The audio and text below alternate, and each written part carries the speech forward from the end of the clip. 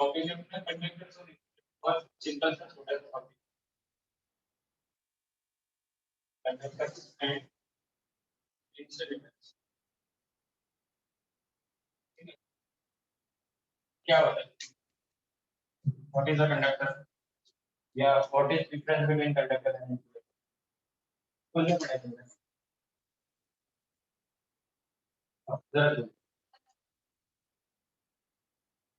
Free electron का conductor बराबर। Conductor is something that has free electron. And what do you mean by free electron? ऐसे लगा free electron मिल जाएगा। Carbon free electron का मतलब क्या होता है? स्कूल में सीखा है ना। कंडक्टर क्या होता है? Conductor is something which has large number of free electron. अगर कंडक्टर का एक रॉड लोगे या एक पतला सा तार लोगे उसको अंदर डाल के ऑन कर दोगे तो शॉक लग जाएगा, है ना। इंसुलेटर होगा जैसे कि प्लास्टिक है, ये इंसुलेटर है। इससे अगर मैं किसी हाई वोल्टेज लाइन को टच भी कर दूं तो मुझे शॉक नहीं लगेगा, आइडियली नहीं लगना चाहिए, लग भी सकता बट नहीं लगेगा लेटेस्ट, है ना। तो कंडक्टर के अंदर इट मस्ट फ्री इलेक्ट्रॉन, है ना। मेटल्स आर गुड कंडक्टर्स, है। नॉन मेटल में भी कोई है क्या जो गुड कंडक्टर है? ऐसा ऐसा कोई नॉन मेटल जो गुड कंडक्टर भी है? कार्बन कार्बन कंडक्टर है? कार्बन तो कंडक्टर नहीं है। ग्रेफाइट ग्रेफाइट सुना है नाम? Graphite is a allotrope of carbon and that is conductor. बहुत अच्छा कंडक्टर नहीं बट इट इज कंडक्टर, ठीक है। So metals are good conductors, है ना। या फिर you can say metals are conductors. They have large number of free electrons, and that's why they are conductors. What are free electrons?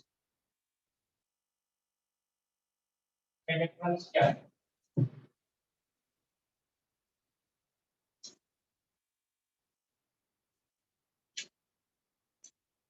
किसको free बोलेंगे? Electrons में कौन सा इलेक्ट्रॉन फ्री है?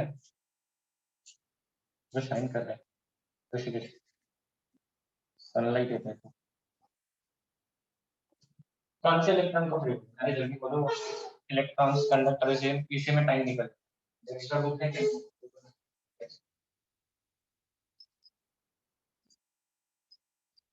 बुक में नहीं है आंसर, मतलब ऐसे टॉपिक। हाँ, वैलेंस शेल क्या? दे आर फ्री, सही बात है। The free electrons are from valence shell.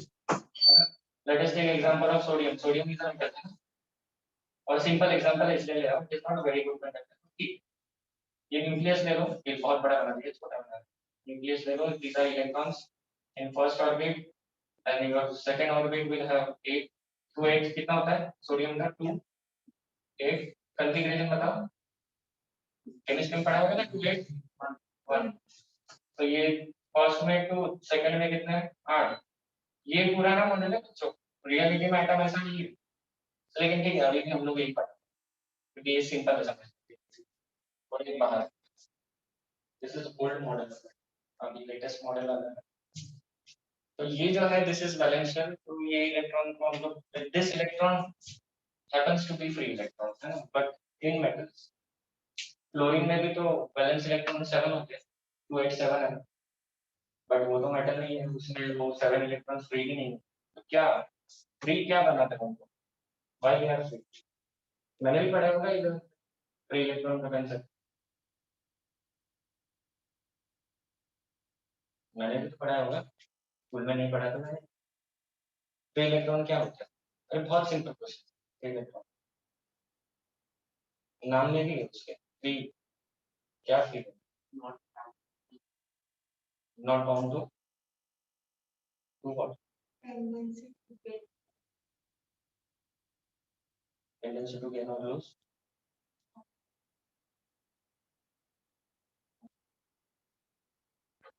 Minus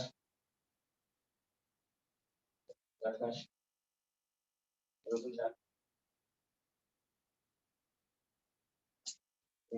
प्रश्न प्रश्न बस है ना वैसे। ठीक है चलो, तो इलेक्ट्रॉन सबसे पहले जिसका वो ऑर्डर मोस्ट इलेक्ट्रॉन है वैलेंस शेल इलेक्ट्रॉन है, और it is free because in metals these atoms are closely packed, ठीक है।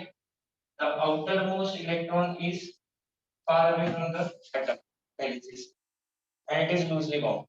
loosely bound अगर आपने कभी पढ़ा होगा तो loosely bound मतलब क्या होता है, उसकी बाइंडिंग एनर्जी कम है, आयनाइजेशन एनर्जी कम है, हाँ? तो इसको इजीली रिमूव किया जा सकता है by some external energy. But metals के अंदर क्या हो जाता है, since this electron is quite away from the nucleus, है ना, तो वो ऑलरेडी लूजली बाउंड है। फिर यहाँ पर बहुत सारे क्राउडेड एटम्स हैं, तो what will happen for this electron, this will be equipotential surface. ये जो ये इक्विपोटेंशियल सरफेस है, इसका भी देख लो, ये भी इक्विपोटेंशियल सरफेस है, दोनों का पोटेंशियल बराबर है क्योंकि आइडेंटिकल एटम्स है। तो कभी ये इलेक्ट्रॉन यहाँ ऑर्बिट करेगा, कभी यहाँ करेगा, इसका इलेक्ट्रॉन और कहीं चला जाएगा। तो ये इलेक्ट्रॉन क्योंकि सेम लेवल है, सेम लेवल पे वो घूम सकते हैं बिना किसी एडिशनल एनर्जी के, सो दे आर फ्री, ठीक है। फ्री का मतलब क्या है, उनको कोई भी पोटेंशियल या कोई भी फोर्स उन पे एक्ट नहीं करना, उस तरीके से उनका बिहेवियर होता है, तो they are like free particle, ठीक है। फ्री पार्टिकल का फिजिक्स में मतलब क्या है, कोई भी पोटेंशियल नहीं है। ये थोड़ा मैं एक्स्ट्रा चीजें बता रहा हूँ, ये है नहीं। सिंपल वर्ड्स में बता रहा है तो क्या, वो इलेक्ट्रॉन कभी इस एटम पे घूमेगा, कभी उस पर जाएगा, है ना, उसको कोई फिक्स जगह नहीं, क्योंकि सारा उसके लिए एटमॉस्फेयर एक जैसा है। ये एटम भी वैसे दिख रहा है क्योंकि ऐसे ही दिख रहा है, तो इलेक्ट्रॉन बेचारा कंफ्यूज हो जाता है, ये मेरा है ये मेरा, तो कभी इसके पास घूमता है, कभी इसके पास घूमता है, कभी उसके पास चला जाता है। तो इलेक्ट्रॉन क्या है, freely move anywhere inside the crystal, crystal के अंदर, पूरा एटम का क्रिस्टल है, उसके अंदर कहीं पे भी वो कभी भी जा सकता है without any excess energy, extra energy की कोई जरूरत नहीं, बिना किसी एक्स्ट्रा एनर्जी के घूम सकता है, ठीक है। जनरली हम लोग बैंड थियरी जब पढ़ते हैं, अलग अलग थियरी है इसके लिए, तो एक थियरी है बैंड थियरी, हम लोग पढ़ेंगे सभी कंडक्टर टॉपिक में। तो बैंड थियरी के हिसाब से एटम या इलेक्ट्रॉन की एनर्जीज होती है, उनका एक रेंज होता है, range of energy, so that those energies are called energy band। Same है इसे बनाया है, this is energy band and this is conduction, sorry, this is valence band energy। मतलब इलेक्ट्रॉन अगर वैलेंस शेल में तो उसकी एनर्जी इस रेंज में होगी कहीं पर, और दूसरा होता है कंडक्शन बैंड एनर्जी। तो इलेक्ट्रॉन अगर इस एनर्जी रेंज में है, मतलब इससे थोड़ा सा ऊपर वाली एनर्जी, तो it will be free electron, ठीक है। और कंडक्टर्स के अंदर ये जो दोनों एनर्जीज है ये मिक्स रहती है, मिक्स मतलब there is a range of energy which is common between conduction and valence energies। so electron यहाँ से यहाँ कभी भी जा सकता है, so it is free, ठीक है। दूसरा होता है बाउंड चार्जेस। बाउंड चार्जेस मतलब क्या, ये कभी भी अपने एटम को छोड़ के नहीं कर सकते, है ना। तो these are bound charges, these are free charges, जो जो एक एटम पे नहीं है, वो घूम रहे हैं पूरे विश्व में, तो दीज आर फ्री चार्जेस, इसको हम लोग फ्री इलेक्ट्रॉन बोलते हैं। तो फ्री चार्जेस, बाउंड चार्जेस, इसमें अपना टॉपिक आएगा, फ्री चार्जेस, बाउंड चार्जेस, ठीक है। बाउंड मतलब क्या, वो अपने एटम को छोड़ के नहीं जा सकते, और फ्री मतलब क्या, एक एटम से दूसरे एटम किधर क्रिस्टल में घूमते रहो, है ना। तो that is the difference between free and bound. मैंने कुछ होमवर्क किया था कि न्यूक्लियर वगैरह, नहीं ना, ओके, आगे बढ़ते हैं। So conductors जो है, conductors generally metals are conductor, why, because they have large number of free electrons, that's why we call them as free, ठीक है, metals are called conductors। उसमें कुछ खास बातें हैं, कुछ पॉइंट्स जो आपको याद रखना, नोटबुक में लिख लो, हेडिंग दे दो कंडक्टर्स। पहले हम लोग कंडक्टर्स के बारे में पढ़ें। कंडक्टर्स को फ्री इलेक्ट्रॉन होते हैं, ये सबको पता है, कंडक्टर्स कंडक्ट इलेक्ट्रिसिटी, ये सबको पता है, जो पता है वो नहीं लिखेंगे, जो नहीं पता वो लिखेंगे, ठीक है। जनरल नॉलेज की बातें नहीं लिखेंगे, कुछ स्पेशल चीजें लिखते हैं। सो फर्स्ट पॉइंट क्या है, इलेक्ट्रोस्टैटिक्स के अंदर कंडक्टर का क्या रोल है। तो inside the conductor, inside the conductor electric field is zero.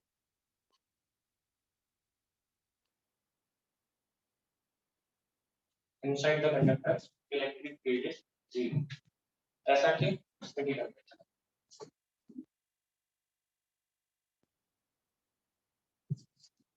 अब यहाँ पर हम लोग इलेक्ट्रोस्टैटिक्स की बात करते हैं, तो वी आर कंसीडरिंग बल्क।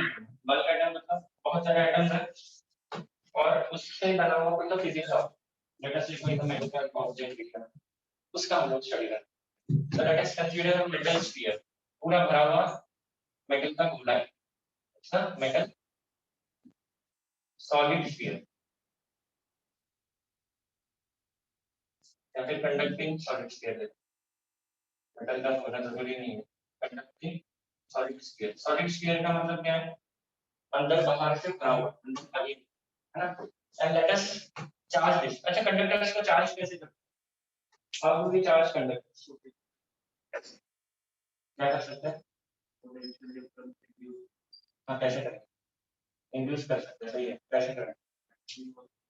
हाँ, एक तरीका सिंपल है, बैटरी का लगाओ, बैटरी का प्लस इधर लगा दो और बस खत्म। माइनस कहाँ लगेगा?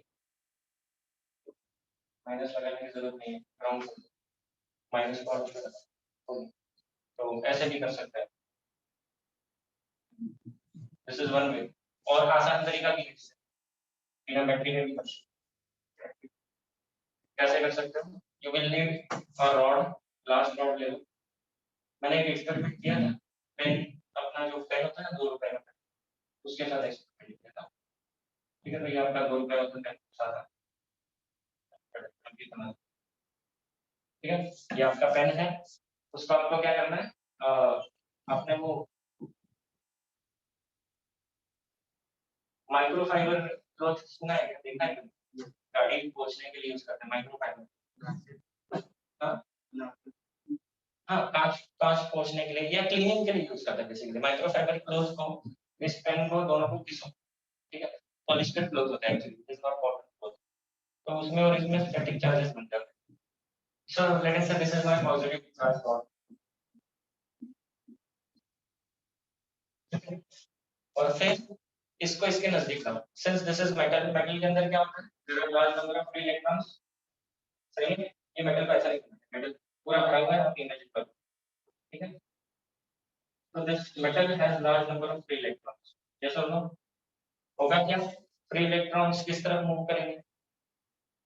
पॉजिटिव चार्ज की तरफ। They are negatively charged, so they will move towards positive charge. तो यहाँ पर फ्री इलेक्ट्रॉन्स का क्लाउड बन जाएगा, ग्रुप बन जाएगा। ऑब्वियस बात है, जब ये नहीं होगा तो ये फ्री इलेक्ट्रॉन्स इक्वली हर जगह स्प्रेड होंगे और वो न्यूट्रल कर रहा है। अब यहाँ पर हुआ क्या कि इधर के जो एटम थे उनके इलेक्ट्रॉन्स ओवरऑल उस तरफ चले गए, तो इस तरफ पॉजिटिव चार्ज आ जाएगा। ये समझ में गया? अब अगर हमने इस स्फीयर को ग्राउंड किया, ग्राउंड कैसे करते हैं?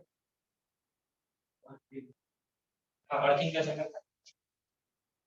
स्टैंडर्ड तरीका क्या है? यहाँ से वायर लो, वायर मेटल का वायर लो, कंडक्टर वायर, और ये 3 पॉइंट में से ऊपर वाला पॉइंट, हमारा जो सॉकेट होता है, इस तरह के हमारे जो सॉकेट्स होते हैं, तो उसमें ये होता है अर्थिंग। अर्थिंग होता क्या है? एक वायर जाता है हमारे सर्किट से पूरा घूम के जमीन के अंदर जाता है। तो अल्टीमेटली आपको करना क्या है? इस चीज को अर्थ के साथ कांटेक्ट करना है, ठीक है। अर्थ की खास बात ये है, it is infinite sink and infinite source. मतलब क्या कि वो कितना भी चार्ज आप उसको दे लो वो ले लेगी, कितना भी चार्ज आप उससे ले लो वो दे देगी। That is infinite sink, infinite source. ये अपने अर्थ की खास बात है। ऐसा क्यों होता है उसके पीछे बहुत गहरा रीजन है, आपको अभी नहीं सुनते। सो एनीवेज, फिलहाल क्या है, तो हमने इसको अर्थ से कनेक्ट किया। अच्छा, अभी हम लोग क्लासरूम में कर रहे हैं, हमारे पास ये भी एक्सेसिबल नहीं, तो क्या करें? शूज निकालेंगे, जमीन पर पैर रख देंगे, हमारी बिल्डिंग को ऑलरेडी अर्थिंग किया रहता है हम लोग ने, और फिर इसको हाथ रखेंगे, हमारी बॉडी कंडक्टर, बॉडी से वो सारे चार्जेस कंडक्ट होकर जमीन पे चले जाएंगे अपने आप, ठीक है। So that can be done. तो इसको अर्थिंग करना बहुत ही इजी है, आपको हाथ से टच करना, सिर्फ चप्पल शूज नहीं करना है, सरफेस पे नहीं खड़ा रहना बस, ठीक है। That's it. तो ये अर्थिंग करते ही क्या होगा? All this positive charges will go into the earth. अब क्या हो गया? अब न्यूट्रल नहीं है, अब चार्जेस कम हो गए, पॉजिटिव कम हो गए, नेगेटिव ज्यादा है। So now the sphere is negatively charge. अब आपने क्या किया? इसको नहीं हटाया, and remove this also. अब क्या होगा? Now you have sphere with some group of negative charges. All these negative charges will become सही है? तो ये कहाँ जाने की कोशिश करेंगे? ये कंडक्टर घूम सकते हैं charges. Conductor is something where charges can move. तो कहाँ मूव करेंगे? They will try to move away from each other. एक दूसरे से एकदम दूर जाने की कोशिश करें. कौन सी लोकेशन है इस कंडक्टर पे जहाँ पर वो एक दूसरे से बहुत दूर हो? सरफेस पेरिफेरी में आ जाएंगे. So all these charges will come to the surface. अंदर एक भी चार्ज नहीं रहेगा. Obviously this takes time. तो टाइम हम लोग डिस्कस नहीं करेंगे. So यहाँ से जो चार्जेस थे वो स्प्रेड आउट हो गए और सारे के सारे आपके surface. Now electric field inside the conductor is zero. कैसे? Let us consider this as the center of sphere. This is the point inside the conductor. Let us say small r. Let us say capital R ये है. तो ये small r जो है it is less than capital R. So inside point क्या करेंगे? Gaussian surface बनाएंगे. Gaussian surface बनाएंगे. गॉस थ्योरम क्या है? Integration of e bar dot dx bar equal to q enclosed upon epsilon 0. कौन सा थ्योरम है ये? Gauss theorem. q एनक्लोज्ड मतलब इस गॉसियन सरफेस के अंदर एनक्लोज्ड चार्जेस. इसके अंदर कितना चार्ज? 0 है. कोई चार्ज नहीं. रियलिटी में इसमें पॉजिटिव चार्ज है, नेगेटिव चार्ज है, but equal number of positive and negative. वो न्यूट्रल होता है.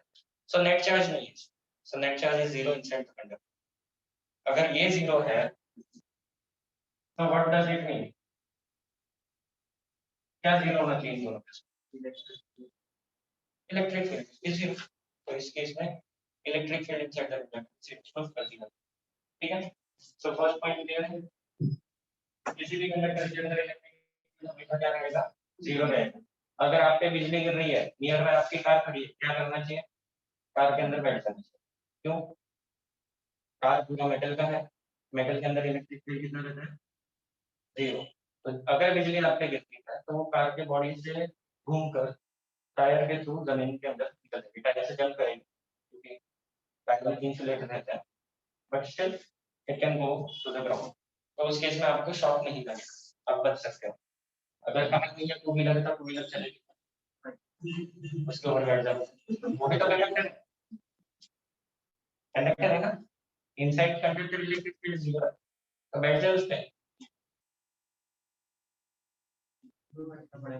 डिक्की में तो बैठ नहीं सकते. उतनी साइज तो तुम्हारी है नहीं और उतनी बड़ी टू व्हीलर भी तुम्हारी नहीं. तो ऊपर बैठ जाए तो चलेगा क्या?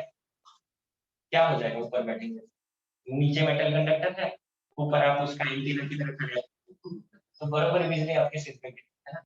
रिसीवर की तरह काम करोगे. तो वैसा नहीं कर सकते. लिफ्ट के अंदर हो, बिजली गिर रही है, यू आर सेफ और नॉट सेफ? लिफ्ट पूरा मेटल का रहता है तो यू आर सेफ. हाँ, बट प्रॉब्लम कहाँ पर है? उसका मोटर मीटर जाम हो जाएगा, उसका इलेक्ट्रिकल सर्किट खराब हो सकता है. बट एनीवेज क्या फर्क पड़ता है? आप लिफ्ट में अटके रहोगे बट जिंदा रहोगे, है ना. आग लगे तो लिफ्ट से जाना चाहिए क्या? तब लिफ्ट से नहीं जाते. हाँ, बिजली गिर रही है तो लिफ्ट से जा सकते हो. लिफ्ट अटक जाएगी एनीवेज, बट आप जिंदा रहोगे, है ना. तो कंडक्टर के अंदर जाना अच्छी बात है. Open grounds are risky when there is lightning. Open ground पे जा रहे हो तो you are the conductor.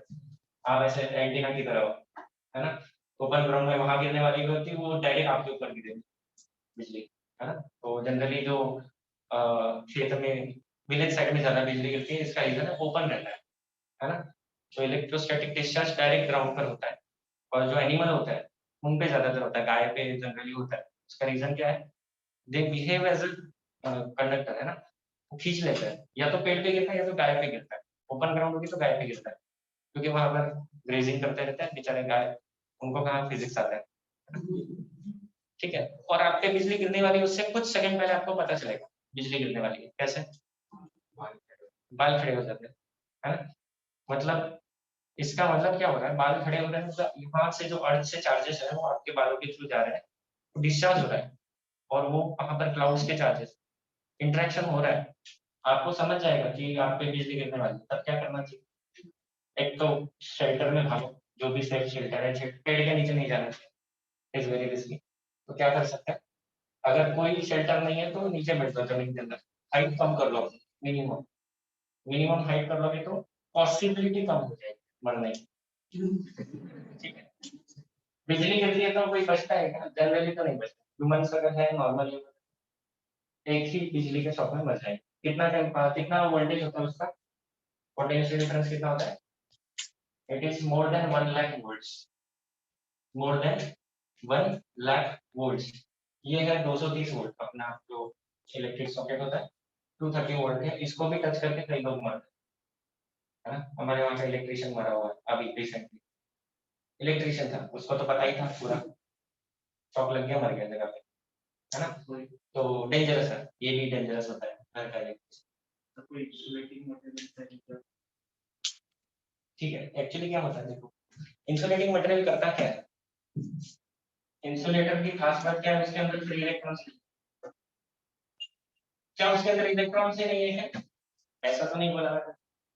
Conductor और इंसुलेटर में फर्क यही है कि फ्री इलेक्ट्रॉन्स नहीं है, बाउंड इलेक्ट्रॉन्स है, द चार्जेस आर बाउंड। जब आप इसको किसी हाई वोल्टेज और लो वोल्टेज के बीच में रखते हैं, जैसे हाई वोल्टेज, लेट अस से आपने 1000 वोल्ट रख दिया इस तरह, ये तो 230 है, तो इट इज नॉट रिस्की। ये 230 वोल्ट लिया और आपकी बॉडी जो है वो अर्थ के साथ कनेक्टेड है तो 0 तो इसके अंदर होता है पोलराइजेशन। पोलराइजेशन क्या हम पढ़ेंगे आगे, ठीक है। बट स्टिल पोलराइजेशन से कोई प्रॉब्लम नहीं है, यहाँ से यहाँ चार्जेस नहीं मूव कर सकते। But if this voltage is late us से 10,000 वोल्ट, या फिर रेलवे लाइन का कितना रहता है, 25 से 40 केवी रहता है इस रेंज में। अलग अलग रेलवे लाइन का अलग अलग होता है, बट इस रेंज में होता है 40 किलो वोल्ट, मतलब 40,000 वोल्ट। अब उस केस में भी आपने सोचा चलो यार रबर की ग्लव्स है, अपने को शॉक नहीं लगेगा हाथ लगा, रबर का ग्लव ये 10,000 या 20,000 वोल्ट है। यहाँ पर हो जाता है आयनाइजेशन, इतने हाई वोल्टेज पर इलेक्ट्रॉन्स नॉकआउट हो जाते हैं। जैसे ही एटम से निकल गया इलेक्ट्रॉन, इट बिकम्स फ्री। तो इस केस में करंट डिस्चार्ज हो सकता है, which is called dielectric breakdown. ये किसके साथ होता है? एयर के साथ होता है। एयर इज इंसुलेटर, सही है, एयर तो इंसुलेटर है। इंसुलेटर या कंडक्टर है? इंसुलेटर है, ऑब्वियसली इंसुलेटर है, इसलिए तो अदरवाइज क्या होता, इसको ऑन किया और मैं चिपक गया, यहाँ से ऐसे बिजली आती मेरे को, मेरे बॉडी से निकल जाती, मेरे बॉडी से नहीं निकलती, वुडन सर्फेस आप लोगों को, है ना, क्योंकि आप डायरेक्ट फ्लोर पे बैठे। But air air is insulator. But ऐसा कुछ तो होता है जिससे बारिश के वक्त वो बिजली जमीन पर, ऐसा क्या हो जाता है, डाइलेक्ट्रिक ब्रेकडाउन। भले ही आपके पास इंसुलेटर है, वोल्टेज कितना है दैट आल्सो मैटर्स, है ना। जरूरत से ज्यादा हाई वोल्टेज, जैसे कि बाजू वाली लाइन पर, है ना, ये मेरे ख्याल से कुछ 10 से 20,000 वोल्ट के आसपास है ये लाइन, 10,000 वोल्ट होगा एटलीस्ट, इतना ज्यादा वोल्ट होगा। और फिर आप सोच रहे हैं सर ने सिखाया करने को, लकड़ी लेते हैं पतली सी और लगाते हैं उसको, हो सकता है कि उसका डाइलेक्ट्रिक ब्रेकडाउन हो जाए और आपकी बॉडी को जबरदस्त शॉक लगे, है ना। तो इंसुलेटर्स, ठीक है, इंसुलेटर से शॉक नहीं लगता, बट वहां पर डाइलेक्ट्रिक ब्रेकडाउन का चांसेस है if the voltage is very high। हाँ, ये भी सोचने वाली बात है। कबूतर कौवे बैठ जाते हैं, मरते नहीं, है ना। हमारे कॉलेज में एक बार बैठ बैठ इस हाई वोल्टेज लाइन पे, पर वो मर गया, लेकिन उसी के बाजू में कौवा बैठा तो वो नहीं मरा, ऐसा क्यों? और वोल्टेज हाई है ना। अर्थिंग करेक्ट आंसर है, अर्थिंग नहीं है। देखो, आप हाई वोल्टेज के एक तरफ टच करो, दूसरे तरफ कोई आपने ग्राउंडिंग नहीं किया, अर्थिंग नहीं, तो शॉक लगेगा क्या? नहीं लगेगा, अर्थिंग का। यहाँ पर अगर 0 वोल्ट होगा, if there is potential difference then the current will, potential difference नहीं है और आपने हाथ लगाया, आप लटक गए एक हाथ से हाई वोल्टेज लाइन पे, एक हाथ से लटके या दोनों हाथ से लटक गए, कोई टेंशन नहीं, सेम लाइन को पकड़, 10,000 वोल्ट की लाइन को आपने पकड़ा और ऐसे लटके हुए हो, तो क्या होगा, आपकी बॉडी का पोटेंशियल डिफरेंस भी 10,000 वोल्ट है, करंट फ्लो करेगा नहीं, दोनों तरफ सेम है, आपकी बॉडी में से करंट फ्लो नहीं करेगा। हाँ, आपने देखा कि अगर बाजू में एक और लाइन दिख रही है, वो अर्थिंग की लाइन है, उसको भी हाथ लगाते हैं, मतलब ऐसे पकड़ में, तो उस केस में पोटेंशियल डिफरेंस हो जाएगा 1000 और 0, ना, तो उस केस में आपकी डेथ हो सकती है अगर आपकी बॉडी से करंट फ्लो कर रहा है। क्यों होती है डेथ, वो भी रीजन बता रहा हूँ। जब करंट फ्लो करता है our body is not very good heating होता है, सेल्स के अंदर इंटरनल हीटिंग होता है and that heating causes damage, जल जाता है सेल्स, है ना। जूल हीटिंग तो पता ही है, H equal to I square RT, ये फॉर्मूला तो पता ही है। आपकी बॉडी का रेजिस्टेंस होता है, मैंने निकाला ना कुछ किलो ओम्स में होता है, हमारे बॉडी का कैलकुलेट किया था college, so it is in this range, kilo ohm या मेगा ओम रेट होता है एग्जैक्टली। तो ऑब्वियस बात है ये आर ज्यादा है तो हीटिंग ज्यादा होगा, आपके सेल्स जल जाएंगे जहां से भी करंट पास होगा, तो ऑन द स्पॉट जल जाता है। दूसरा, न्यूरॉन सिस्टम जो है वो हमारा डैमेज होता है, तो दो तीन अलग अलग टाइप के डैमेज होते हैं। एनीवेज, हम लोगों का वो डिस्कशन का टॉपिक नहीं है। बर्ड्स क्यों नहीं मरते, बिकॉज डाइलेक्ट्रिक पोटेंशियल कम है ना, उनकी बॉडी पे वो पूरे उस वायर में ही खड़े हैं, तो उनका पोटेंशियल डिफरेंस जीरो है। उनके पैरों के बीच में पोटेंशियल कितना है, 1000 10,000 जो भी है, it is at same level, same potential पे, so there is no flow of charge, है ना, तो शॉक नहीं लगेगा। तो बैट क्यों मर गए, मैंने ऑब्जर्व किया था उस टाइम पे हमारे पास ये नहीं थे कैमरा, आरवाई के कॉलेज की बात, कैमरा वाले फोन नहीं थे, अदरवाइज फोटो भी निकालो। तो बैट क्यों मर गए, सोचो। ऐसे ही था, सेम लाइन, एक इधर लाइन है एक इधर लाइन है, इनमें से एक जो थी वो हाई वोल्टेज लाइन होती है, एक न्यूट्रल होती है, एक हाई वोल्टेज एक न्यूट्रल, अर्थिंग नहीं डालते इस तरह से, तो हाई वोल्टेज न्यूट्रल दो वायर्स होती है, अगर आप दोनों को टच कर लोगे तो आप मर जाओगे, एक को टच करोगे तो आप नहीं मरोगे, है ना। तो क्या हुआ होगा उस फैक्ट के साथ, हाँ, पर ऐसे कैसे, कबूतर ने दोनों को टच नहीं किया, कौवा बैठा था उसने भी दोनों को टच नहीं किया, इसको क्या आदत बना कि दोनों को टच किया, बैट ने ऐसे क्यों किया, सुसाइड किया उसने, मतलब उसको पता था भाई इसको टच करेंगे तो मैं मर जाऊंगा, चलो सुसाइड, ऐसा है। तो वो क्यों मरा, हाँ, ये रीजन है। क्या हुआ, उल्टा लटकने से नहीं मरते, जब बैट लैंड करता है तो वो ऐसा लैंड करता है सीधा, ठीक है, और लैंड करने के बाद ऐसा उल्टा होता है, जब उल्टा हुआ तो सामने वो अर्थिंग की लाइन थी जो उसकी बॉडी से टच हुई, उसके विंग से टच, उसी पोजीशन में मर गया, ऐसे ही मर गया, एक दो पैर वहां इस लाइन को चिपके हुए, उसका विंग उस लाइन को चिपका हुआ, और वैसे ही मर गया, as it is dead body उसकी टच हुई, है ना।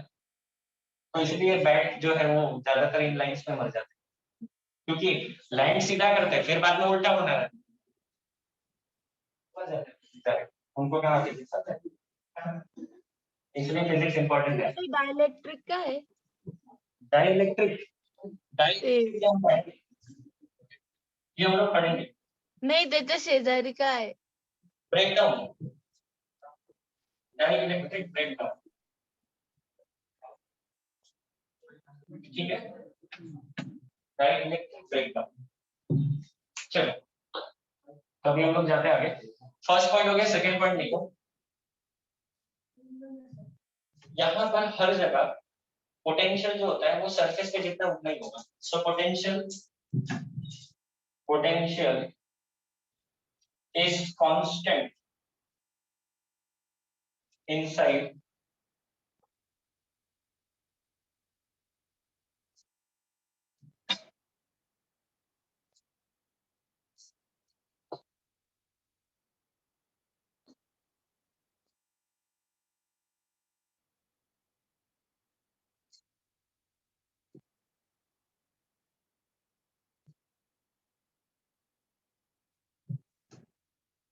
inside and एक में क्या लिखा है, interior of the conductor on the surface, inside and on the surface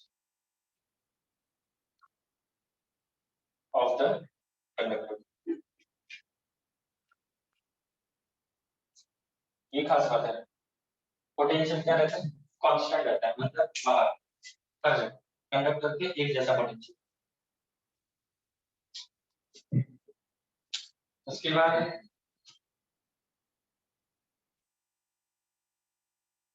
ठीक है, इन स्टैटिक सिचुएशन मतलब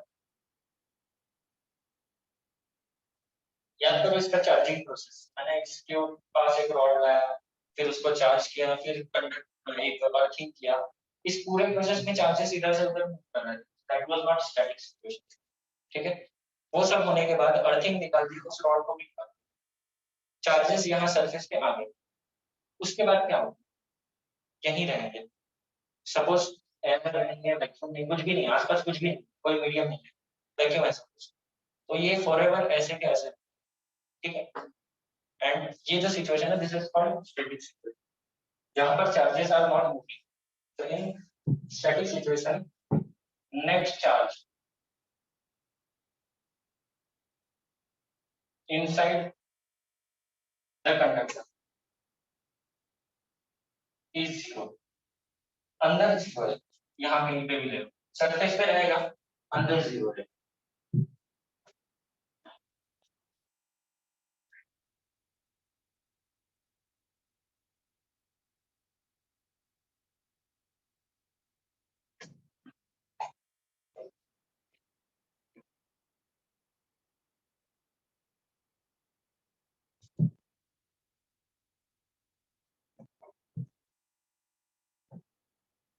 next fourth case, fourth important, okay, electric field, electrostatic field, just outside the conductor is perpendicular to the surface of the conductor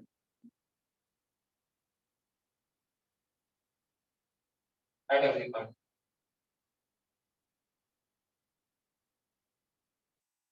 Every point on the conductor. Electrostatic field just outside the conductor is perpendicular to the surface of conductor at every point outside the conductor.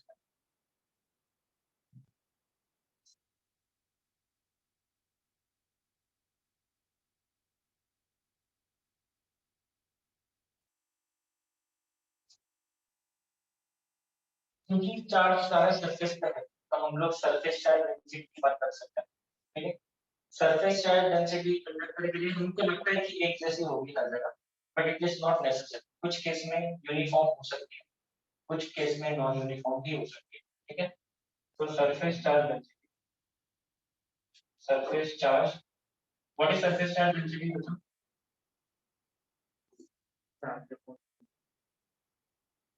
Charge पर unit area,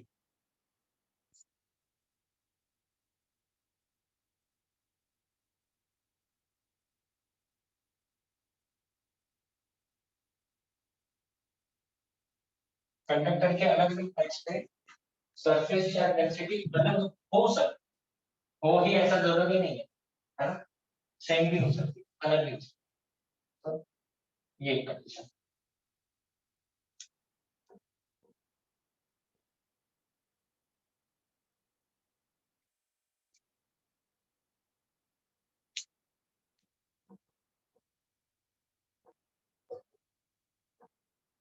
आपके book में बोला है कि metals, humans, earth and animal bodies are all conductors, ठीक है।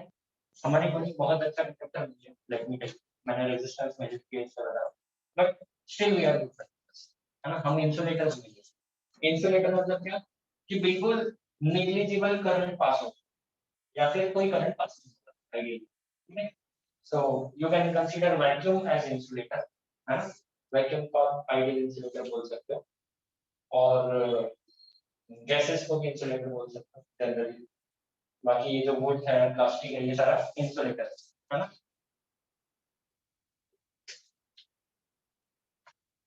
Okay,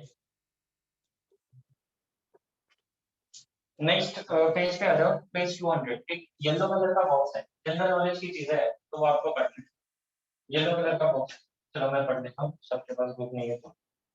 electrostatic shielding, shield का मतलब क्या होता है, shield means what, to protect, है ना, कुछ तरह का बैरियर जैसा, ऐसा दीवार जैसा जो शील्ड करे, आपको बचाए, है ना। तो इलेक्ट्रोस्टैटिक शील्डिंग मतलब क्या है, to protect delicate instrument from disturbing effects of other charged body near it, place the instrument inside a hollow conductor. ठीक है, inside the hollow conductor electric field zero होता है ना? So this is called electrostatic shielding. तो कुछ बहुत delicate instrument को हम लोग hollow conductors के अंदर, मतलब एक क्या कर रहा, मेटल का बॉक्स बना लो और उसके अंदर आप इलेक्ट्रोस्टैटिक मेजरमेंट वाले डिवाइस है उनको रख सकते हैं। तो जो डेलिकेट इंस्ट्रूमेंट है उनको इसके अंदर रखा जाता है so that external electric field को फर्क ना पड़े, है ना? ओके, आपने वो जो हाईवे पे ट्रक्स जाते हैं उनको देखा है कभी? जो पेट्रोल या डीजल या गैस लेके जाते हैं, इनफ्लेमेबल जो भी केमिकल्स है उनको लेके जाते हैं, तो वो ट्रक्स को आप ध्यान से देखोगे, so there is a chain hanging from that truck और वो ग्राउंड को टच करते हैं। तो ऐसा क्यों करते हैं हम लोग? एक चेन है जो ग्राउंड को टच करती है कंटिन्यूअसली, हाँ, इलेक्ट्रिक फील्ड को जीरो करने के लिए। या फिर यू कैन से जो ट्रक जब मूव करता है तो उसमें वो एयर के साथ फ्रिक्शन होता है ना, और एयर के अंदर भी बहुत सारे फ्री चार्जेस होते हैं, तो वो उस पर डिपॉजिट होकर दैट वुड बी स्पार्किंग। और अगर इनफ्लेमेबल लिक्विड या गैस लेके जा रहे हैं और स्पार्क हो गया तो आपको पता है क्या हो सकता है। सो डिस्चार्ज होने के लिए दे यूज दैट अर्थिंग, अर्थिंग के लिए चेन लगा देते हैं मेटल का, तो वो डायरेक्ट पूरे बॉडी को अर्थ कर देता है, क्योंकि जो टायर है they are not insulators, they are not conductors, तो टायर के वजह से चार्ज चार्ज जमीन में नहीं जाता, so they connect that additional chain, metal का चेन लगाते हैं, है ना?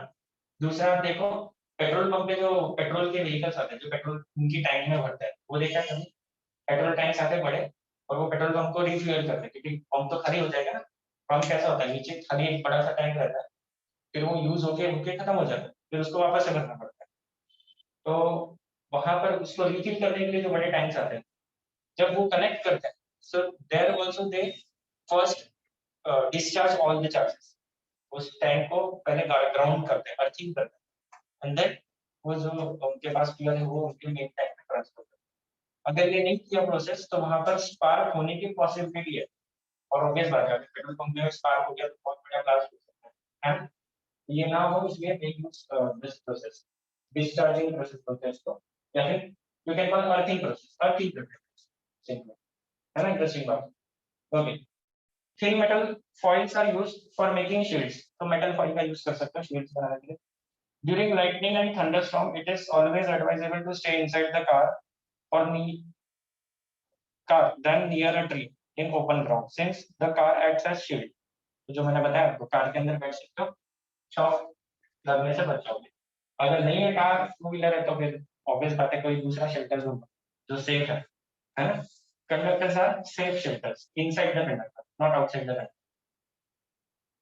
फैराडे केजेस, फैराडे केजेस क्या है वो देखो।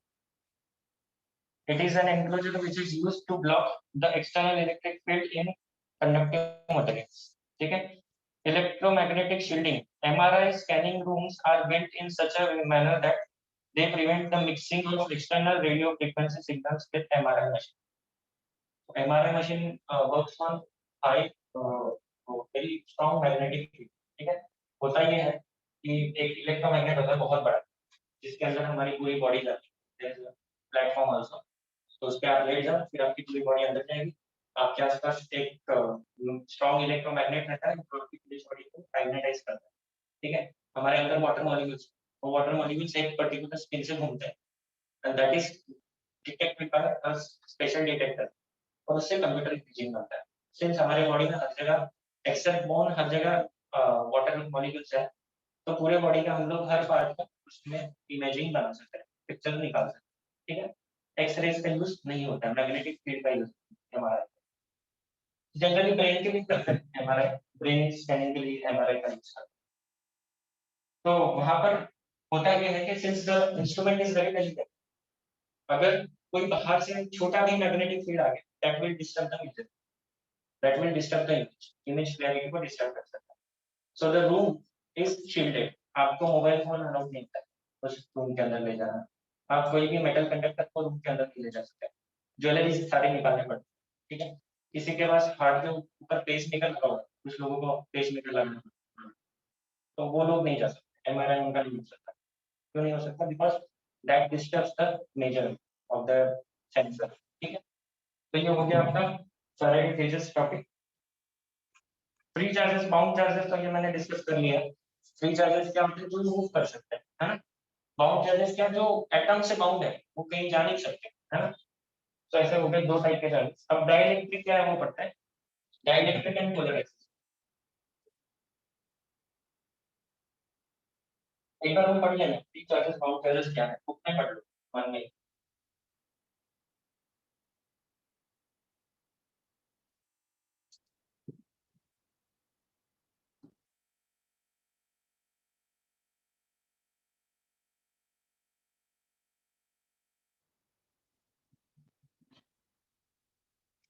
Now the next topic is dielectric.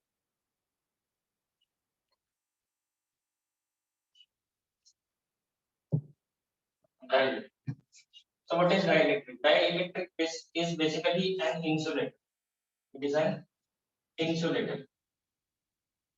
तो अलग से नाम क्यों दिया, कुछ तो होगा रीजन, पढ़ते हैं हम। तो डाइइलेक्ट्रिक के दो टाइप होते हैं, polar dielectric. Let us study the molecules, molecular theory पे पढ़ता है। So polar molecules and non polar molecules, थोड़ा सा केमिस्ट्री वाला पार्ट है ये, कभी पढ़ा है क्या chemistry? Polar non polar, water is called as polar और नॉन पोलर, मतलब थोड़ा बहुत तो पता है। हाइड्रोजन क्लोराइड HCl पोलर है, नॉन पोलर कोई मॉलिक्यूल बताओ। CO2, CO2 भी पोलर,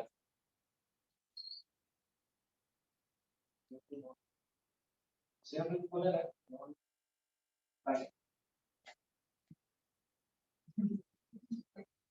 मेरे हिसाब से तो पोलर है, बाकी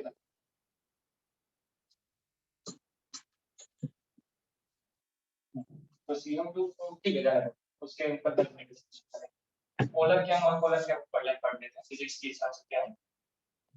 तो लेट अस से पहले तो एटम का स्ट्रक्चर याद रखो। एटम का स्ट्रक्चर कैसा होता है, न्यूक्लियस रहेगा, इसमें सारा पॉजिटिव चार्ज रहेगा, इलेक्ट्रॉन्स आर आउटसाइड दैट, है ना, घूम रहे हैं।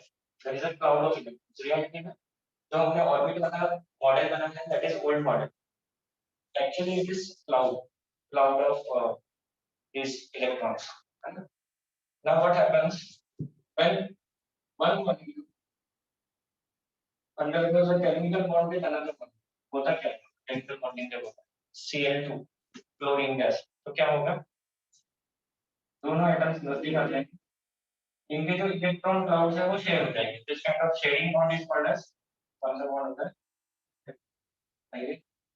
ये नॉन मेटल में मेटल कौन ट्रांसफर करें, एक होता है आयनिक और दूसरा होता है कोवैलेंट, कोवैलेंट बॉन्ड, यहाँ पर शेयरिंग होता है, चार्जेस का शेयरिंग होता है इसके चार्ज इसके साथ। मतलब होता क्या है एक्चुअली, आपने शायद से हाइब्रिडाइजेशन वगैरह पढ़ा होगा, है ना।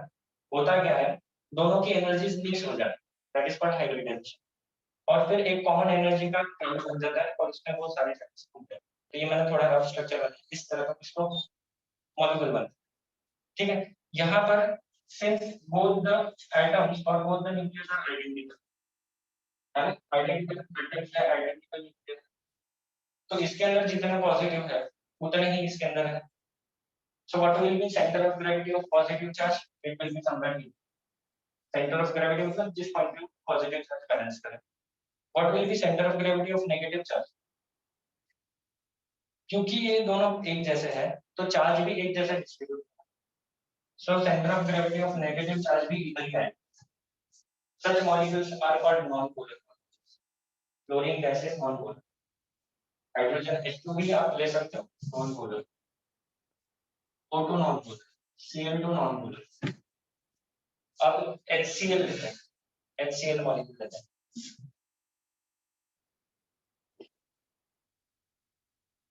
HCl हाइड्रोजन क्लोराइड, तो क्या होता है इसमें, ये हाइड्रोजन का न्यूक्लियस कितने प्रोटॉन्स होते हैं, +E चार्ज होता है, एक ही प्रोटॉन एक ही इलेक्ट्रॉन। ये क्लोरीन के साथ जब केमिकल बॉन्ड बनाएगा तो let us draw that in different way, है ना। तो ये हमारा क्लोरीन, इसके अंदर कितने पॉजिटिव चार्ज है, कितने पॉजिटिव चार्ज है क्लोरीन के अंदर,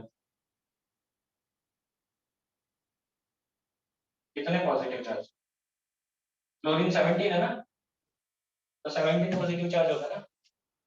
और ये हाइड्रोजन हमारा +1 है, तो यहाँ पर 1 पॉजिटिव चार्ज। तो ऑब्वियस बात है इसमें ज्यादा पॉजिटिव चार्ज है, तो सेंटर ऑफ ग्रेविटी किसके पास होगा, क्लोरीन के पास। कौन ज्यादा इलेक्ट्रॉन्स को खींचेगा, तो इलेक्ट्रॉन का क्लाउड किस तरफ होगा ज्यादा, क्लोरीन के तरफ। सो ओवरऑल आपका जो नेगेटिव चार्ज का क्लाउड है उसका सेंटर ऑफ ग्रेविटी उसका यहाँ पर। सो यू कैन सी ये बाकी सारा स्ट्रक्चर भूल, centre of gravity of positive charges here, centre of gravity of negative charges, charges are six molecules are called polar molecules. इसको फिजिक्स में इस तरह से ड्रॉ करते हैं, ये केमिस्ट्री वाले डायग्राम, फिजिक्स का बहुत सिंपल डायग्राम है। पोलर मॉलिक्यूल के लिए इस तरह से, नॉन पोलर मॉलिक्यूल के इस तरह से, सिंपल डायग्राम, ठीक है। नॉन पोलर मतलब क्या है, चार्ज इक्वली स्प्रेड है दोनों तरफ। पोलर मॉलिक्यूल में क्या होता है, charge already separated because of electronegativity difference, आपने सुना होगा शायद। क्लोरीन और हाइड्रोजन में कौन ज्यादा इलेक्ट्रिक,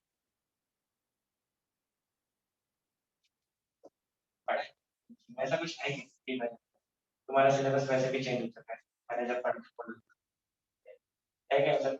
इलेक्ट्रोनेगेटिव, एक इलेक्ट्रोनेगेटिव होता है, एक इलेक्ट्रो वाटर, वाटर मॉलिक्यूल बना है, it is polar molecule H2O, क्यों पोलर है, कौन ज्यादा इलेक्ट्रोनेगेटिव होता है, ऑक्सीजन। तो करता क्या, ज्यादा इलेक्ट्रॉन्स को खींचता है, that's why it is electronegative. और वो इलेक्ट्रोनेगेटिव है, ज्यादा इलेक्ट्रोपॉजिटिव होता है, ठीक है।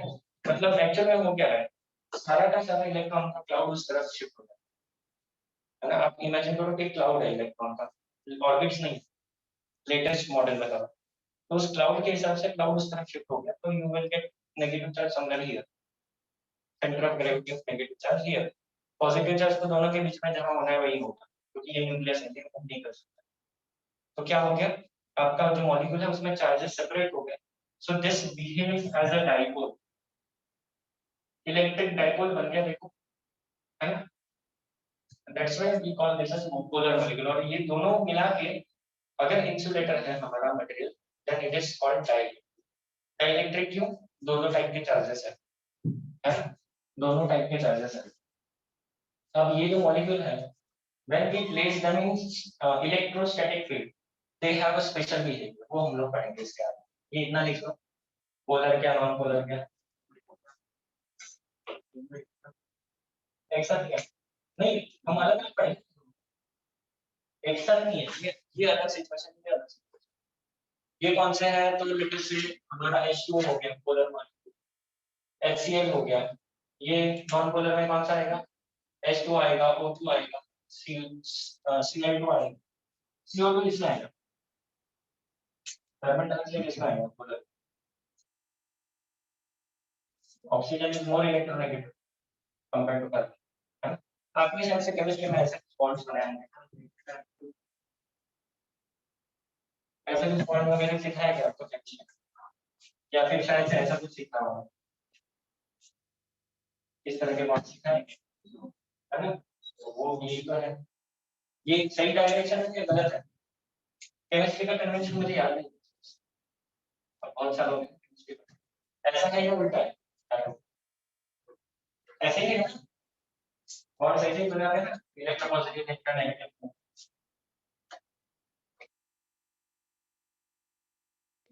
ठीक है।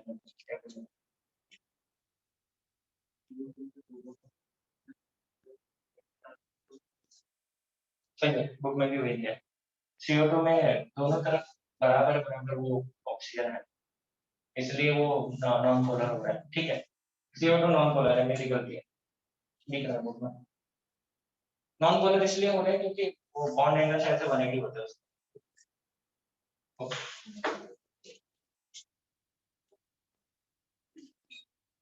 CO2 यहाँ लिख देना चाहिए नॉन पोलर में, मतलब मेरे को भी याद है ना आपको।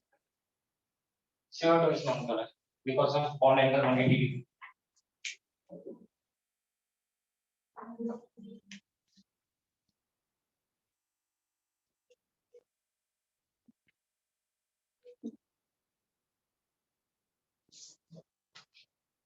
Now we will study the effect of electrostatic field on these molecules. कितना अभी टाइम कितना हो रहा है? 8:35 8:45 8:38 क्या बात है इतने सारे एवरेज निकाल फिजिक्स के सर एवरेज निकाल 5 रीडिंग दे दिया सर को फाइंड एरर फाइंड एवरेज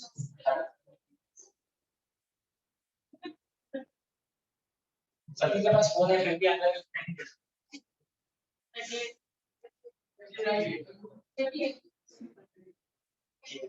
गलती करके टाइम पूछ लिया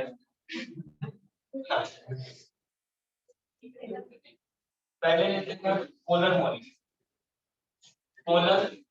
मॉलिक्यूल इन इलेक्ट्रोस्टैटिक मैं हर जगह इलेक्ट्रिक फील्ड को इलेक्ट्रोस्टैटिक फील्ड लिखा हुआ है ऐसा क्यों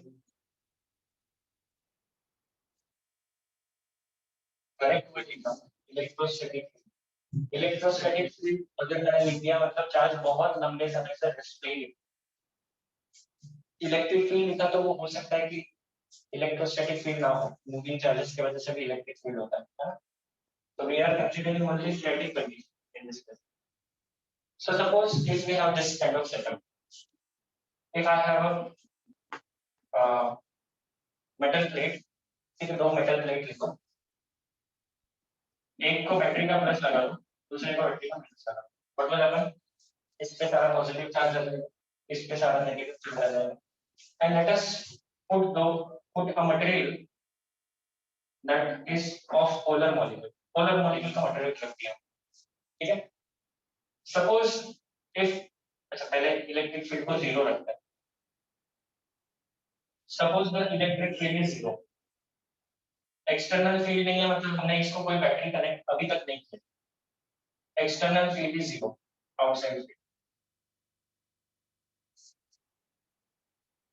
then how these polar molecules will behave so they are oriented like this किस तरह से है कोई एक पैटर्न है क्या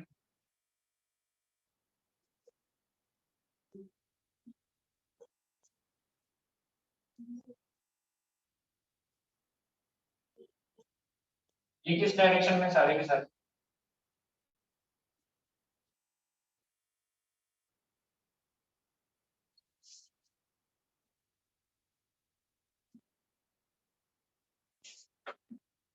so the molecules are oriented like this और एक्चुअल मॉलिक्यूलर स्ट्रक्चर नहीं मिला फिजिक्स वाला डायग्राम ये H2O मॉलिक्यूल है कैपेसिटर क्या करना है हमको ये H2O मॉलिक्यूल लेना है एक कंटेनर में लेना पड़ेगा ऑब्वियसली और दोनों तरफ मेटल के प्लेट करना बट हमने अभी तक इलेक्ट्रिक फील्ड नहीं दी so since this each item has a this kind of nature it's a dipole ये क्या है ये डाइपोल है ना ये मॉलिक्यूल डाइपोल है वाटर तो वाटर का मॉलिक्यूल डाइपोल है तो इसका खुद का इलेक्ट्रिक फील्ड होता है हर डाइपोल का खुद का इलेक्ट्रिक फील्ड होता है यस और नो पॉजिटिव नेगेटिव चार्ज है सेपरेटेड है so they have their own electric इसका अपना electric field but since these molecules are randomly oriented so the net electric field is zero net dipole moment vector किस तरह होगा ये इस direction negative charge to positive charge so this dipole moment vectors are randomly oriented तो vectors अगर randomly oriented है तो total कितना आता है एक वेक्टर इधर है एक वेक्टर अपोजिट है नेट कितना आएगा जीरो इस केस में भी total dipole moment total zero आएगा total electric field inside due to the molecules is also zero since the dipole is ठीक है तो अंदर का खुद का इलेक्ट्रिक फील्ड उसका नहीं होगा एंड दैट्स व्हाई ये वाटर मॉलिक्यूल अगर ये बॉटल है तो ये मेरे बालों को इस छड़ को खींच नहीं रहा है लेकिन वही मॉलिक्यूल इतना ग्रुप में ना लेते हुए 5 10 15 ले लो मॉलिक्यूल्स थोड़े से थोड़े से मॉलिक्यूल्स ले लें तो क्या हो जाएगा, इसका टोटल इलेक्ट्रिक फील्ड जीरो नहीं होगा, so it will show electrostatic effect.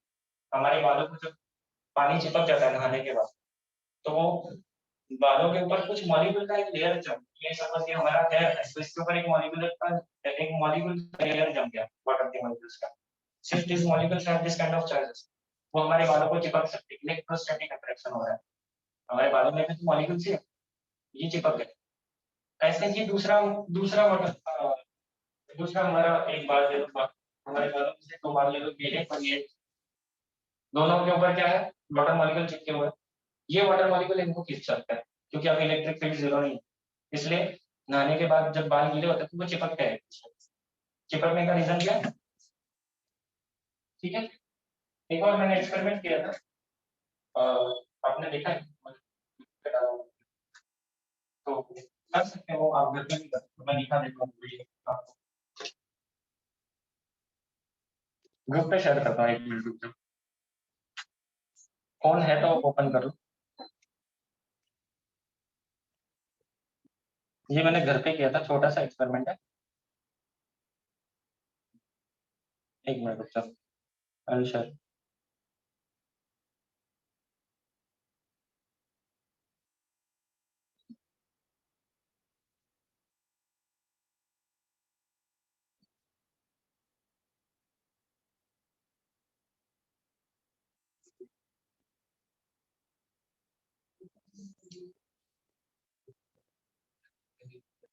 अरे बहुत पुरानी, रुक जाओ ना, मैं ढूंढ के देता हूँ।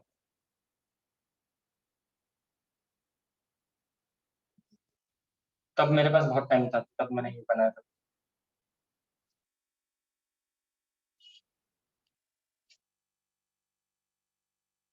पाठवते तुमच्या ग्रुपवर।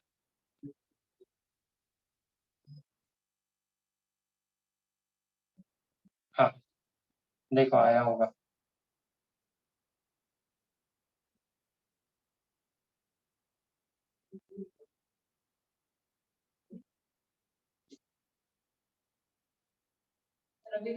हाँ देख लो ना, मुझे जो बताना है वो उसमें है ना। म्यूट कर सकते हो वॉल्यूम, उसमें वैसे भी कुछ म्यूजिक नहीं, एक्सप्लेनेशन कुछ नहीं। फर्स्ट टाइम वो देखो, देखा हुआ है ना, किसी ने देखा, किसी ने नहीं देखा। आप घर पे भी कर सकते हो ऐसे experiment।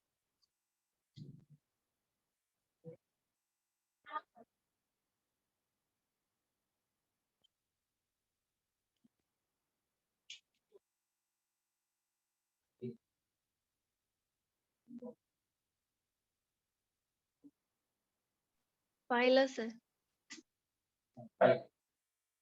ठीक है, तो वहां पर क्या हो रहा है, एक ऐसा पतला सा वाटर का स्ट्रीम यूज किया है ना, नल में से पानी गिर रहा है, और फिर हमने चार्ज रॉड रख दी, होगा क्या, अगर वाटर मॉलिक्यूल्स पोलर नहीं होते तो you won't see this kind of effect, but since the water molecules are polar, इनका खुद का इलेक्ट्रिक फील्ड है, तो ये इलेक्ट्रोस्टैटिक फील्ड से इंटरेक्ट करते हैं, बिकॉज ऑफ दैट ये एक तरह से फील्ड है ना। इधर से करके कर सकता है, करके you will need strong field, और वाटर का जो स्ट्रीम है वो पतला चाहिए, पतला चाहिए, अदरवाइज इसका फील्ड कैंसिल आउट हो जाएगा, है ना। You can do this experiment yourself, करो घर पे, और बताओ तुम्हारे पेरेंट्स को फिजिक्स में क्या सीखा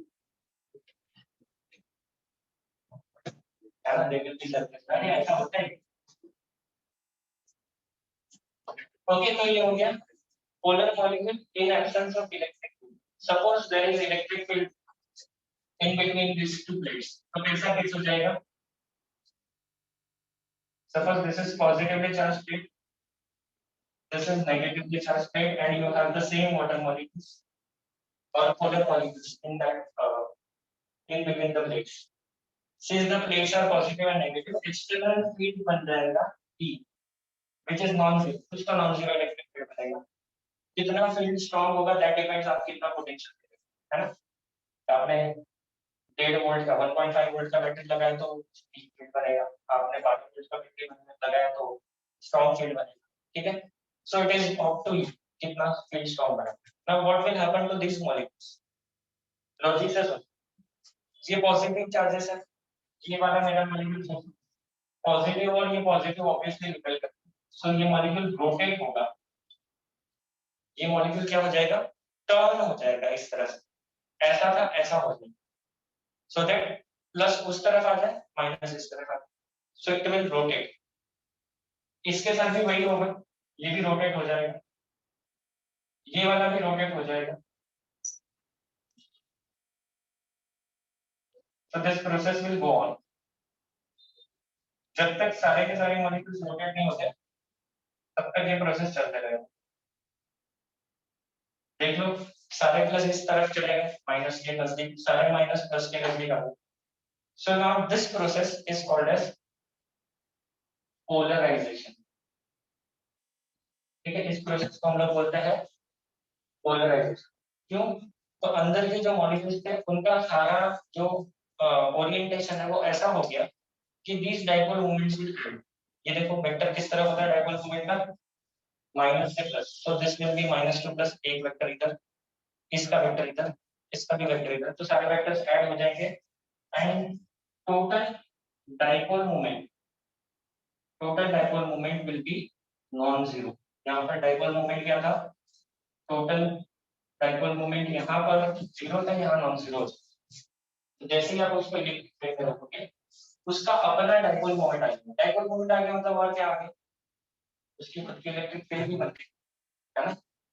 ये पॉजिटिव चार्ज है, ये नेगेटिव चार्ज है, अंदर रिवर्स में फील्ड बनती है ई इनसाइड, इस केस में E inside will be non zero, यहाँ पर ई इनसाइड क्या थी, जीरो, यहाँ inside electric field non zero बन गई, so this process is called as polarisation. ठीक है, क्लियर है पोलराइजेशन में होता क्या, तो मॉलिक्यूल्स रोटेट करते हैं, ये वाले, इनके साथ क्या होगा वो देखते हैं, ये इतना ड्रॉ करता है, ये सारी चीजें भी लिखो।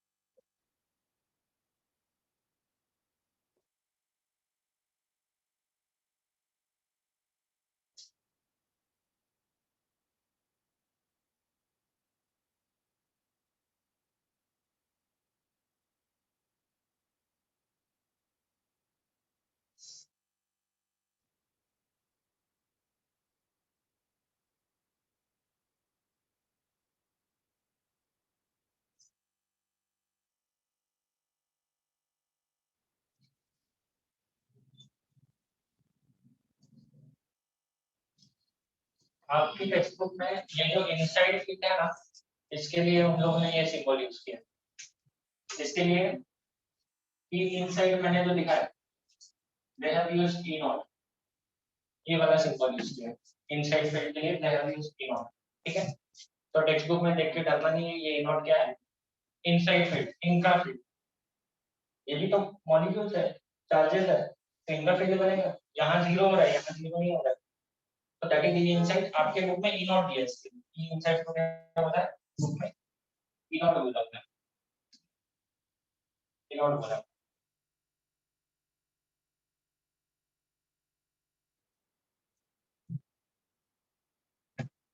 Okay, now what will happen if I have these kind of molecules? Non-polar molecule को लेके चलते हैं यहाँ पर।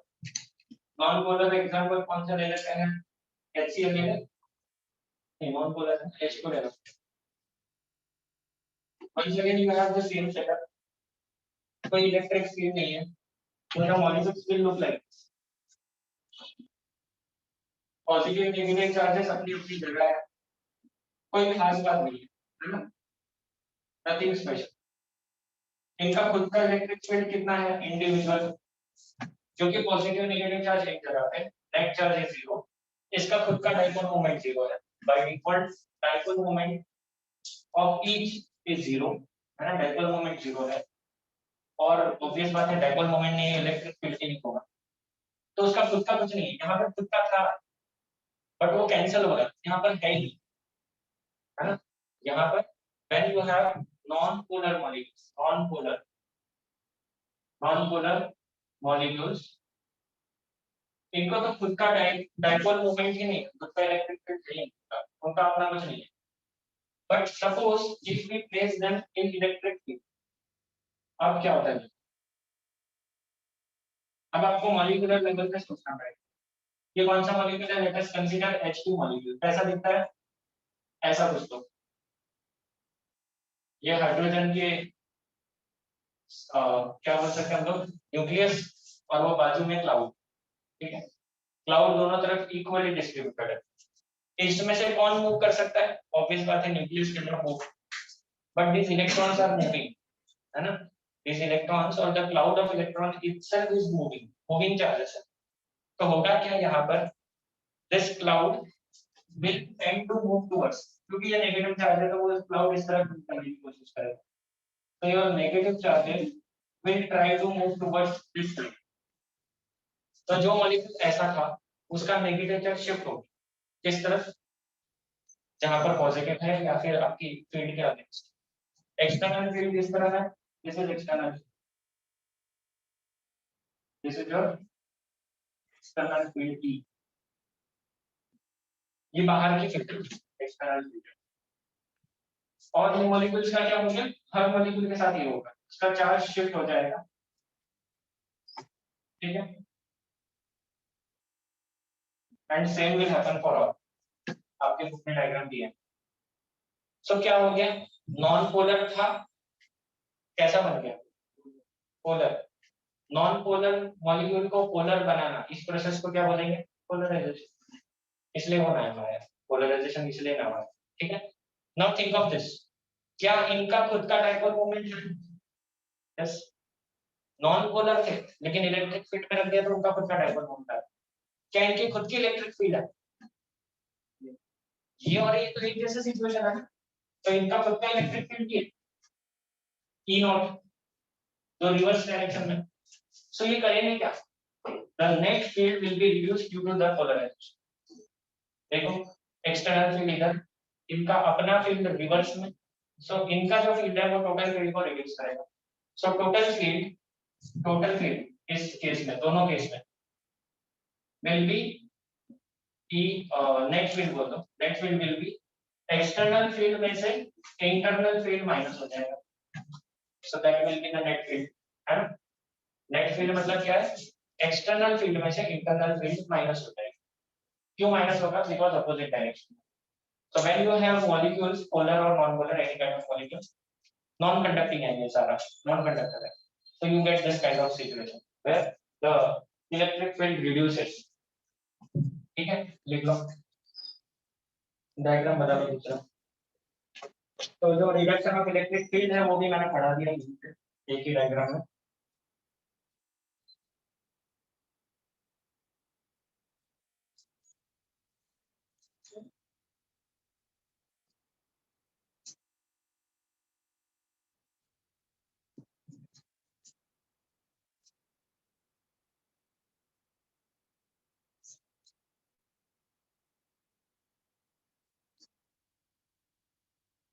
ये समझ में आ रहा है ना क्या है पोलर नॉन पोलर? किसी को इसमें डाउट है क्या? किसी के ऊपर से जाएगा बीच में डाउट टॉपिक का?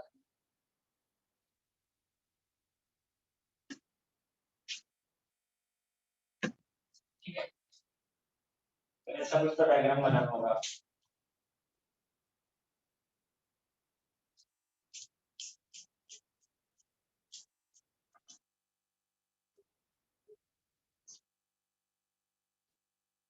तो यहाँ पर हम लोग एक और क्वांटिटी डिफाइन करेंगे। आप लोग लिख लो, फिर हम लोग एक और quantity define based on this behaviour. ऐसा बिहेवियर है ना, so we will define one quantity.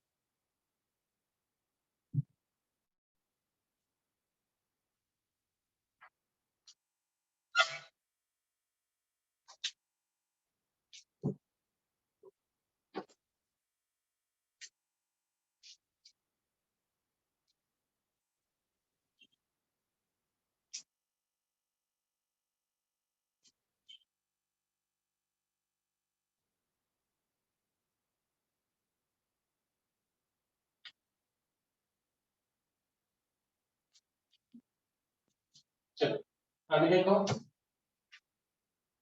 even if you have polar molecule or non-polar molecule, after applying electric field, suppose the field is strong enough, then you will end up with the polarization of molecules, है ना?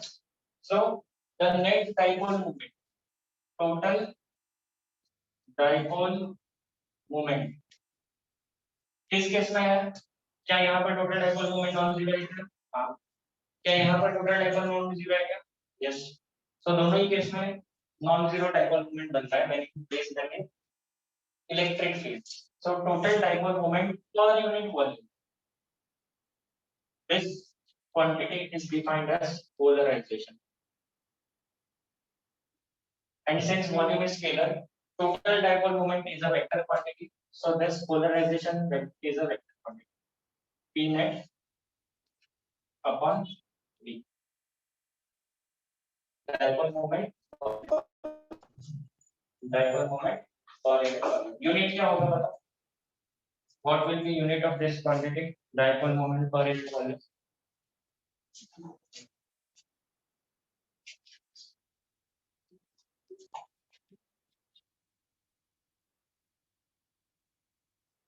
dipole moment हमने ऐसा define किया, चार into distance, ये था dipole moment, और volume के लिए यूनिट है मीटर। अब बता, ये है कूलॉम मीटर, ये कितना हो जाएगा? इसका यूनिट हो जाएगा कूलॉम पर मीटर स्क्वायर, कूलॉम पर मीटर स्क्वायर। ऐसा यूनिट किसका होता है? सिमिलर यूनिट किसका होता है? चार्ज पर यूनिट एरिया किसका?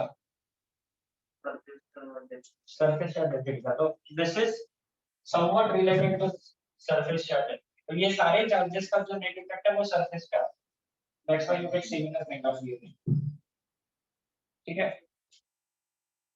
नाउ यहाँ पर मैंने बाय डिफॉल्ट स्ट्रॉन्ग फील्ड लिया था। अब हमने बाकी कोई इफेक्ट नहीं सोचा था। रियलिटी में कौन से इफेक्ट होते हैं? Because of thermal energy, thermal energy present है ना इस वाटर के अंदर। अभी इस रूम टेम्परेचर पे थर्मल एनर्जी है।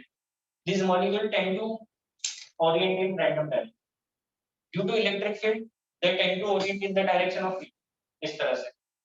सो दोनों दो दो फोर्सेस है, घुमाने की कोशिश कर रहा है, उसको अलाइन कर रहा है। तो होगा क्या? अगर फील्ड स्ट्रांग नहीं होगी, if this field is not strong enough, what will happen?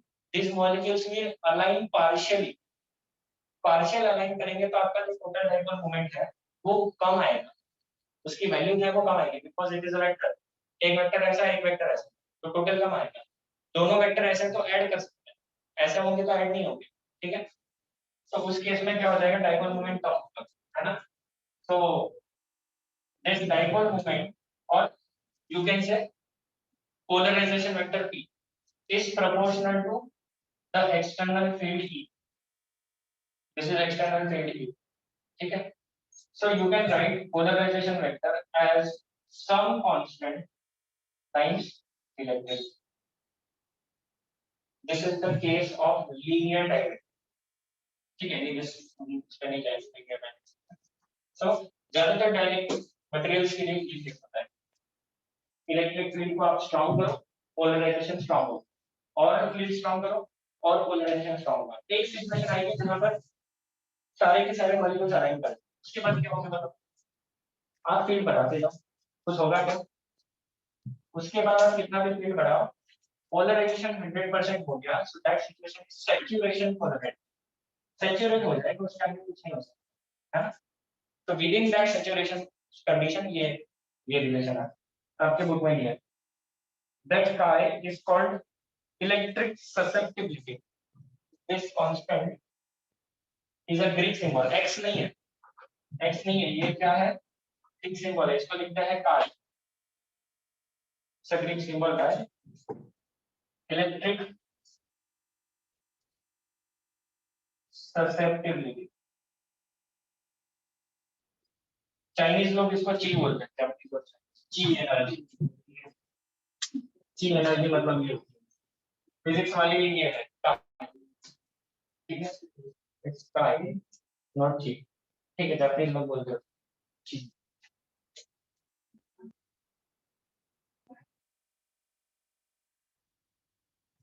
चलो ये टॉपिक हो गया. Next topic capacitor. कितना टाइम आता है, रुक जाता है. ठीक है, नेक्स्ट टाइम पढ़ेंगे. ये टॉपिक खत्म हो गया, कैपेसिटर पढ़ना बाकी है आपका.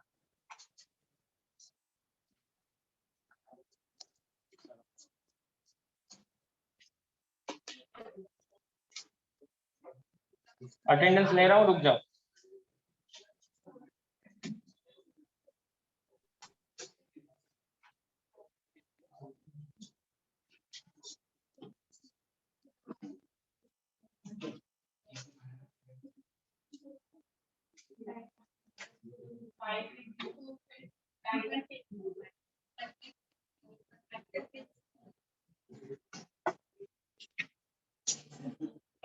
Arif present sir. प्रेजेंट है वो. अपेक्षा, भक्ति, भक्ति नहीं आ रही.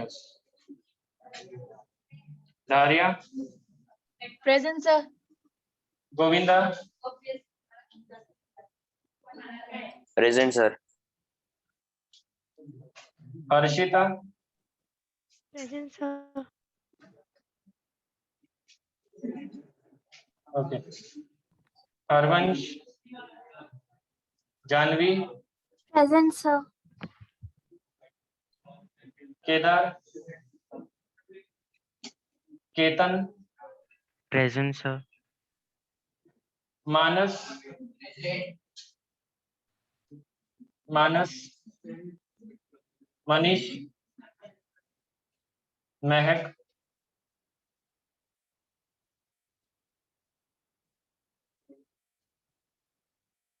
Mrinmayi, Present, sir. मुक्ता, प्रशांत,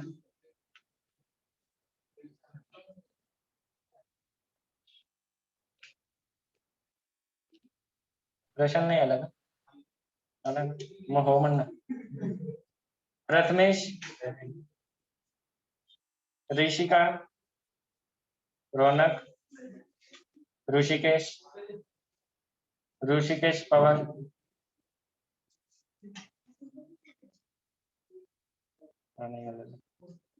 ऋषिकेश हो गया. उसके बाद कौन है, हाँ ऋतुजा, सई, Present, sir. Sakhi, Sarthak, present sir. Shambhavi, Shivam, Shriraj, present sir.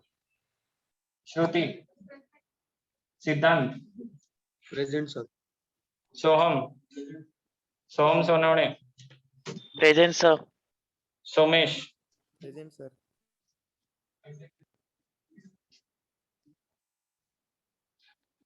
Swiggy, Present, sir. स्वामिनी, उत्कर्षा, Present, sir. विशाखा वैष्णवी. झालं.